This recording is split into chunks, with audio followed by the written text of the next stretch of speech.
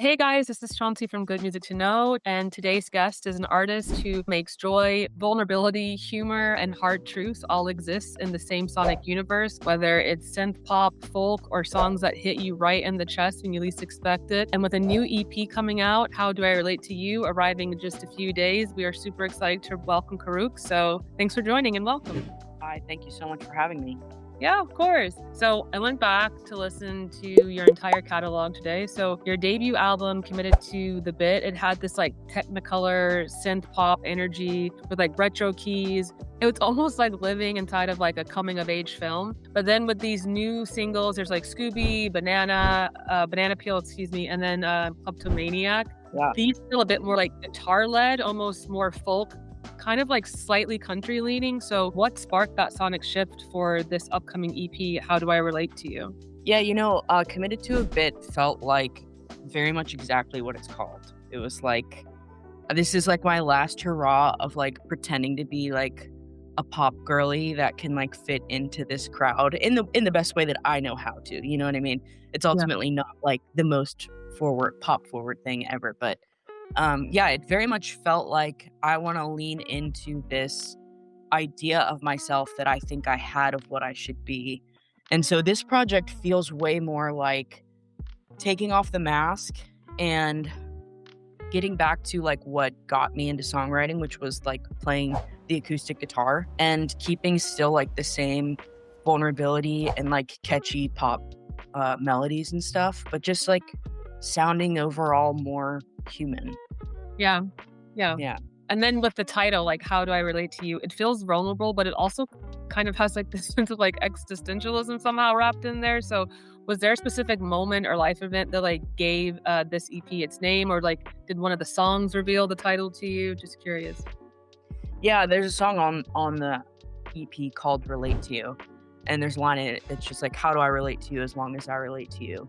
It's a song about disagreeing with family members and people that are close to you politically, disagreeing about their political views, as well as just like, I don't know, I guess we can call human rights political, you know what I mean? But like ultimately it just doesn't feel like that's what it should be. So it's really just disagreeing about human rights. Yeah. And this year has been such a big year for politics. And it's just for me personally, it's been a big year of waking up to what I actually believe about this country and what part I want to play in it. And so it just felt like really serendipitous timing of like what I wanted to talk about, co-aligning with what was actually happening in my life. Yeah.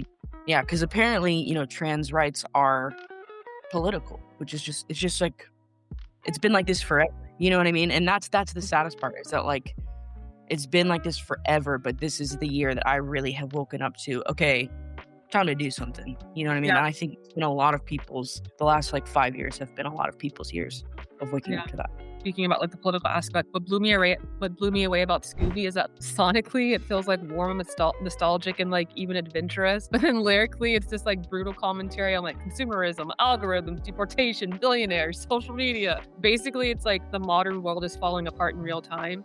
So was it important for the music to feel kind of like light and upbeat and comforting, while the lyrics are basically saying none of us really know what the hell is going on? That is such a good way of putting it. Yeah. I think that like I don't totally do it consciously. I really like when a song is singable. I like when I can sing something back. And so I feel like that's just one of the sonic things about my music that will always be. And it's really felt so strange paired with things that are much darker and like sadder and sarcastic. Yeah, it like gives it this whole one of one feeling, of like Yeah. the world is falling apart, isn't it? And I'm smiling, aren't I? Like, yeah. And to segue to something a little less serious, just a fun question, but if you had to join the Scooby Gang, important question here, who are you picking from the gang and why? I feel like I would end up being more like Velma, like very active, an active participant, like secretly just like the mastermind behind it all, but like gets no credit. You know what I mean? But ultimately, like, I don't know. I think also I have a lot in common with Shaggy and just like the whole like hands off nature of it. And then like kind of stumbling upon just like this huge clue, you know? So it's probably the Velma Shaggy gang for sure. Yeah, I was gonna say Shaggy just because I get to hang out with the dog, but Right. That's true. but yeah. And then also with the new single Band Appeal, which I love, there's like no sugarcoating anything in that. Like you talk about anxiety, the death threats, disorientation, especially I know after like the They Them video went viral and had like that viral energy. So when you sat down to write that song, were you trying to process like what happened, or were you already noticing that the version of you on the other side of it had changed? That's such a good question. I think it's kind of both. There's a lot of lines in this EP where like I didn't realize I felt that way until it came out of my mouth. Yeah. I think specifically Banana Peel was one that I had to write in order to process. And I think I'm still processing it a little bit, you know. It's like it's just such a strange thing to have something like that happen to you on the internet and to have to come back to the place that hurt you in order to do the thing you love. It's such a weird thing, and I feel like it's such a 21st century problem. You know what I mean? It almost has like this weird dystopian feel to it because I was reading about like the feedback that you got from the They Them, and I don't know, it felt like a fucked up episode of like Black Mirror. Like we're in 2026 and we're still going through this. Like what's happening right now? You know? No, it's crazy. Right? I just like I remember those movies we used to watch and like when I was first graduating high school. Do you remember like Emily Osment from Hannah Montana? Oh Had this yeah, movie yeah, bullying, and I was like, oh my gosh, I can't believe people are like that. yeah. And now I'm like an adult, like 31 years old, and I'm like, oh, okay, so that's just still Yeah. really, really happening, huh? Yeah. Exactly. And then in Kleptomaniac, I love the line, being liked is nice, being honest is better. I mean, from a personal standpoint, I think it took me a long time to learn this. Just wondering, like, or curious, like, was there a specific moment where you realized honesty, was finally more important than constantly chasing being understood?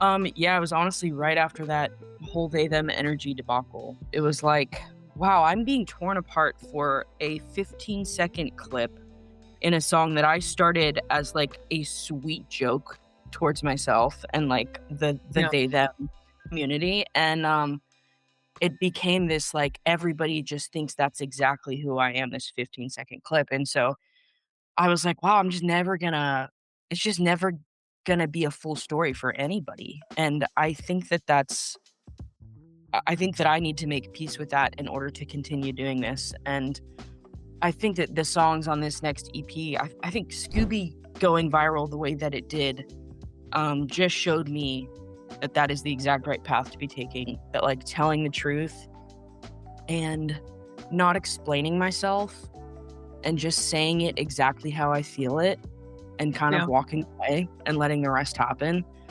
It's like a way better strategy just for my mental health and continuing to be an artist. Yeah, definitely. And I know you wear a lot of hats. So singer, songwriter, producer, multi-instrumentalist. And so like I'm curious, when you're like deep in a track, how do you know when the production is finally saying exactly what like the lyric is trying to say? At different albums and different EPs, like that statement has been, or that answer to that question has been very different. Yeah. With this one, it is like so much of grab the feeling of when I write the song. I've been making the whole EP with two other guys, and so we all are producers and we're all songwriters, and we all play different instruments. So we just write it in the room together, play it, and then decide to record it the way that we played it and get as far as we can and just try to grab the momentum and the raw feeling from that first session of like 4 hours of writing and then move on as quickly as possible, because I think that this EP is just so much more human sounding, and I want it to feel imperfect. I want it to feel like just people in a garage like telling the story of 2026, you know what I mean? And it's felt really good to just kind of do it and move on. But it's different every time I visit that. Yeah. Yeah. And what's next on the agenda for you for 2026? I think the EP's release is going to be released in 10 days, but do you have any shows coming up? Can we expect you in Europe anytime soon? What's the year looking like? I would love to say yes, that at the end of 26 I'd 2026 I'd be doing that, but I don't have any tours on the um, schedule at the moment.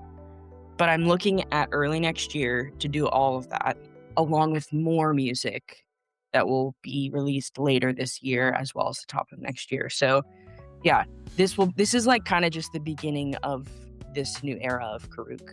Yeah, that's super exciting. And if you ever come to Berlin, you would be well received. There's such a big like pop folk indie scene here. I think everyone has a perception that Berlin is just like the techno hardcore Berghain, but definitely not. We have like a lot of big people that come through. So if you come to Berlin, I can guarantee people would love it. So yeah. Cool. I would love to.